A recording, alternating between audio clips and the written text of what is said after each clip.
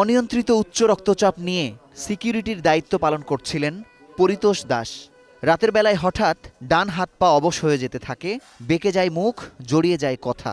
পাশে থাকা সহকর্মীরা কোনো দিকে না তাকিয়ে পরিতোষকে নিয়ে যান নিউরোসায়েন্স হাসপাতালের জরুরি বিভাগে। হাসপাতালে পৌঁছতে ৩ ঘন্টা পার হলেও ৪ ঘন্টার মধ্যেই কর্তব্যরত চিকিৎসকরা প্রয়োজনীয় পরীক্ষা নিরীক্ষা শেষ করেন।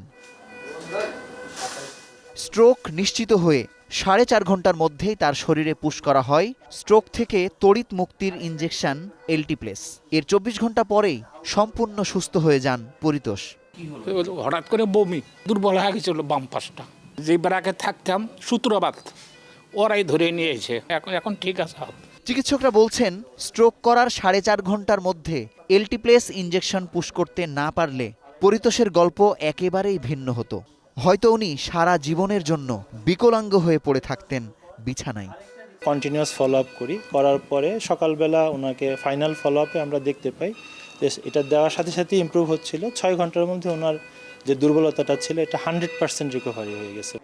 ২০১৯ সাল থেকে এখন পর্যন্ত প্রায় ৪০০ মানুষ স্ট্রোক করার ৪.৫ ঘন্টার মধ্যেই নিউরোসায়েন্সে আসতে পেরেছেন। এদের মধ্যে ১৭০ জনকে দেয়া হয়েছে এক্লিপস, যাদের প্রত্যেকেই সম্পূর্ণ স্বাভাবিক জীবনে ফিরতে পেরেছেন। যথাসময়ে পৌঁছানোর পরও উচ্চ রক্তচাপ, অনিয়ন্ত্রিত ডায়াবেটিস সহ নানা কারণে ইনজেকশনটি পুশ করা সম্ভব হয়নি বাকিদের শরীরে। তবে স্ট্রোক হবার পর ৪.৫ ঘন্টার মধ্যে হাসপাতালে পৌঁছতে না পারা রোগীদের সংখ্যা হাজার হাজার। পৃথিবীতে ৪.৫ ঘন্টার মধ্যে আসলেই এলটিপ্লেস দেওয়া যায়। ১৭০ জনকে দেওয়ার পরে প্রায় 90% পেশেন্টই হেঁটে বাড়িতে যেতে পেরেছে। যে রোগীটা স্ট্রোক করার পরে মৃত্যুবরণ করত অথবা ডিসেবল হতো, এক সাইড প্যারালাইসিস হতো, হাত প্যারালাইসিস হতো, পা প্যারালাইসিস হতো, একটা ডিসেবিলিটি থাকতো, সেই ধরনের রোগীকে আমরা এলটিপ্লেসের মাধ্যমে ৪.৫ ঘন্টার মধ্যে আসার কারণে আমরা ভালো করে দিতে পেরেছি। স্ট্রোক থেকে মুক্তি পাবার সবচেয়ে বড় অন্তরায় সময়। অনেকেই লক্ষণ প্রকাশ পাবার পরও সময় ক্ষেপণ করেন ঘরে। হাসপাতালে আসতে আসতেই ৫ থেকে ২৪ ঘন্টা শেষ করে ফেলেন। তখনই হারিয়ে ফেলেন সুস্থ হবার স্বর্ণালী সুযোগ। প্রতি মিনিটে ২০ লক্ষ নিউরন ড্যামেজ হয়। একটা রোগীর স্ট্রোক হয়েছে, এখন আমি হসপিটালে যেতে ৩-৪ ঘন্টা দেরি করছি, তাহলে কত নিউরন ড্যামেজ হচ্ছে। আমরা এটা আসলে দেখি না, এই জন্য বুঝি না।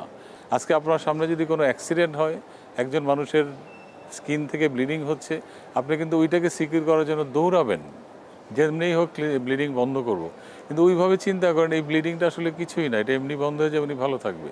কিন্তু আমার এত বড় ক্ষতি হচ্ছে, প্রতি মিনিটে 20 মিলিয়ন ড্যামেজ হচ্ছে, অথচ আমি বিকার কবিরাজের চিকিৎসা নিচ্ছি অথবা বাসায় বসে আছি।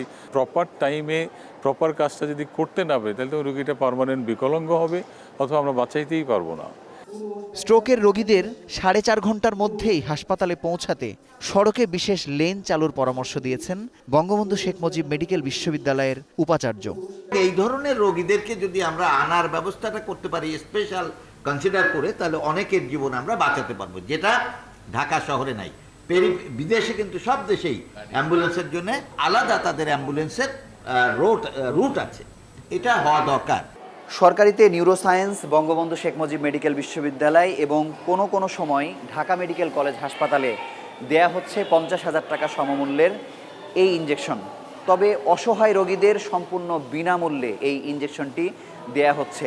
তবে রোগীদের বাঁচাতে সারা দেশের বড় বড় হাসপাতালে এই ইনজেকশনটি সহজলভ্য করার জোর আহ্বান জানিয়েছেন বিশেষজ্ঞ চিকিৎসকরা। মুজাহিদ শুভ, এখন, ঢাকা।